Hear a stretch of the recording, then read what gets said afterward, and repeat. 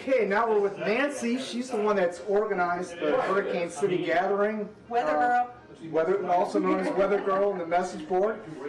Nancy, first of all, thank you very much, first of all. Secondly, how did you get into hurricanes? Moved to Florida. My first storm was Opal. Became an addict. Well, Aaron. No, actually it was Aaron. So they were 2 months apart. 2 months apart. Aaron was August and Opal was October. So a real dose, real quick of reality. But ever since then, and then probably in right about that time is when I found the site, I think. Somewhere right around that time. Been a lurker for many years, so all you lurkers come out of the woodwork, come on out, we're all friendly. But yes, I've learned so much off your site. Oh, I appreciate that. Amazing thing. Well, you mentioned something earlier that interests me, and that is that you don't think that people here really take them that seriously in your building here. We're right on the ocean here. You know, this will be underwater in a major hurricane right here where we're sitting. We have been underwater. Yeah, so what do you think? People will leave here when a major hurricane hits?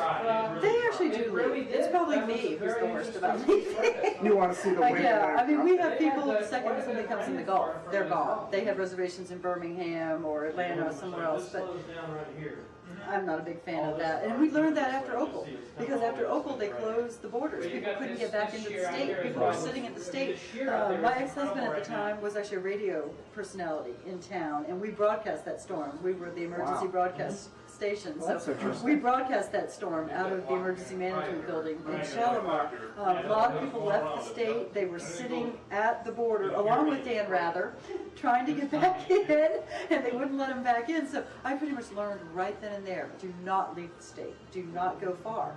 Basically, I go within 15 miles of town when something's going in. But as of yet, we haven't had a Cat 5. Yeah, so I will be further out then. So category 1 and 2, you'll stick around? 1 and 2, we stay on the island. That's my sister and I's agreement. My sister lives in the building also. That's our agreement. We will stay to basically a high 2, depending what they're saying the surge is. Because we live up high. She's on the 6th floor, I'm on the 7th floor. Surge is not as big an issue for us as wind. Okay. Basically, we're more concerned about the wind and our windows holding. Now you're coming with us to see the Katrina damage this coming week here, and which I've tried hard to stay away from since then. And do you think you're prepared for what you're about to see? I don't think so.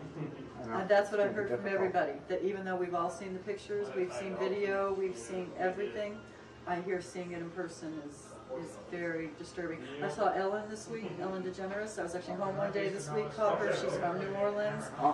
Did a whole show, has raised $10 million for her show for the Bush Clinton Fund. Oh, really? That's good. That's what she's giving it to. But I called her the other day where she had just come from the 9th Ward. In tears. Really? In tears. Wow. Very emotional from it. First time she's been back, I guess, since the storm, but had just come from it right before she did that interview, and she was in tears. So I'm not sure what to expect. Like I said, even though we've all seen it, I think seeing it in person is going to be a whole different story. All right. Well, Nancy, thank you very much.